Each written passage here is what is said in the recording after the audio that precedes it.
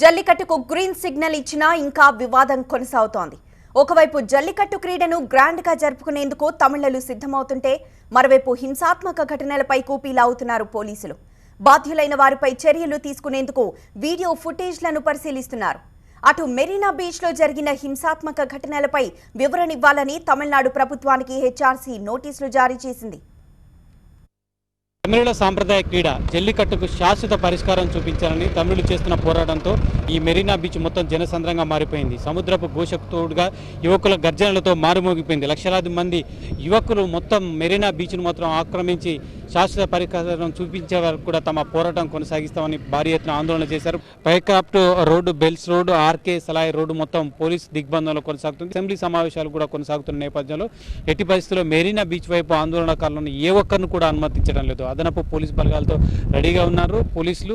ఒకవైపు పోలీసులు ఎక్కడైతే ఈ మెరీనా బీచ్లో కొంతమంది ఆందోళనకారులు పరిమిత సంఖ్యలో ఆందోళన చేస్తున్నారో వాళ్ళని నిర్వహించడంతో పాటు ఏదైనా అవాంఛనీయ సంఘటన చోటు చేసుకుంటే వెంటనే అప్రమత్తం కావడానికి ప్రత్యేక బస్సులో పోలీసు బలగాలు కూడా మోహరించిన పరిస్థితి కనిపిస్తుంది. ఇంకొక వైపు ప్రభుత్వం కూడా విజ్ఞప్తి చేస్తుంది, ఎటువంటి ఆందోళనలు అవసరం లేదు, బిల్ పాస్ అయింది కాబట్టి ఇంకా ఆందోళనలు కొనసాగే అవకాశం ఉండకూడదని కూడా ప్రభుత్వం చెబుతుంది. మరోవైపు ఇదే విధంగా కావేరీ జలాల ఇష్యూను కూడా తీసుకొచ్చి మరింతగా ఉద్యమాన్ని రగిల్చే ప్రయత్నం ఒక వర్గం ప్రయత్నం చేస్తుందని కూడా ఒక అభిప్రాయం.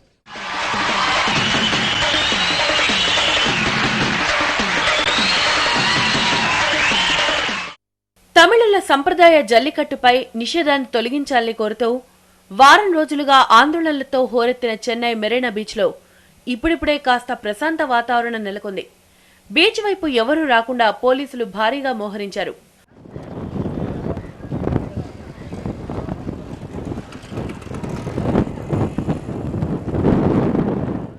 అటు జల్లికట్టు బిల్లుకు తమిళనాడు అసెంబ్లీ ఏకగ్రీవంగా ఆమోదం తెలపడంతో అడ్డంకులు తొలగిపోయాయి. దీంతో సంప్రదాయ క్రీడను అట్టహాసంగా నిర్వహించేందుకు సిద్ధమవుతున్నారు తమిళ ప్రజలు.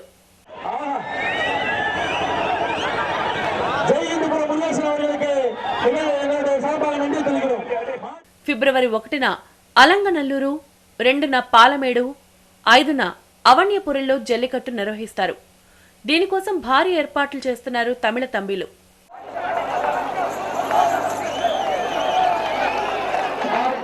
మరోవైపు జల్లికట్టు ఉద్యమంలో భాగంగా చెన్నైలో భారీ ఎత్తున చెలరేగిన హింసపై పూర్తి స్థాయిలో విచారణ జరుపుతున్నారు పోలీసులు.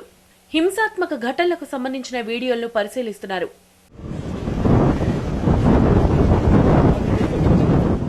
కొందరు కావాలనే బైకులు, ఆటోలకు నిప్పు పెడుతూ కెమెరాలకు చిక్కారు. దీంతో ఆయా వీడియోలను పరిశీలించారు చెన్నై పోలీసులు.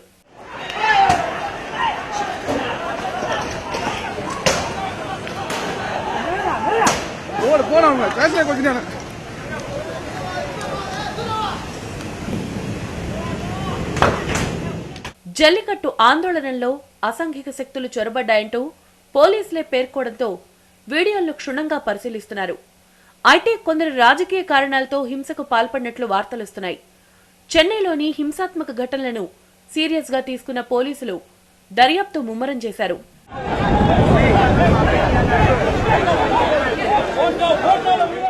జల్లికట్టుకు మరోసారి జైకొట్టారు కమల్ హాసన్. 20 ఏళ్లుగా జల్లికట్టు కోసం పోరాటం జరుగుతోందన్నారు. ఎలాంటి నాయకత్వం లేకున్నా యువత పోరాటంతో అనుకున్నది సాధించామన్నారు కమల్. జల్లికట్టును ఎవరూ నిషేధించలేరన్నారు Kamal.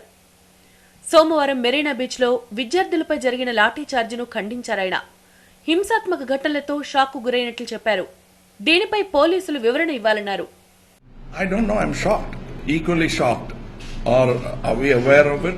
I'm equally shocked. I hope some kind of a reasonable explanation is given to us, which will sort of calm us down, because this will really scare a common man.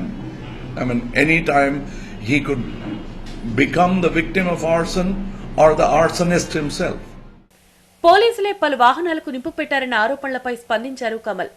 వాళ్లు మహానటులంటూ ఎద్దేవా చేశారు. ఎవరో కావాలనే కాకి యూనిఫామ్లు ధరించి ఈ పని చేశారని అనుమానం వ్యక్తం చేశారు. I only hope they are actors and not policemen.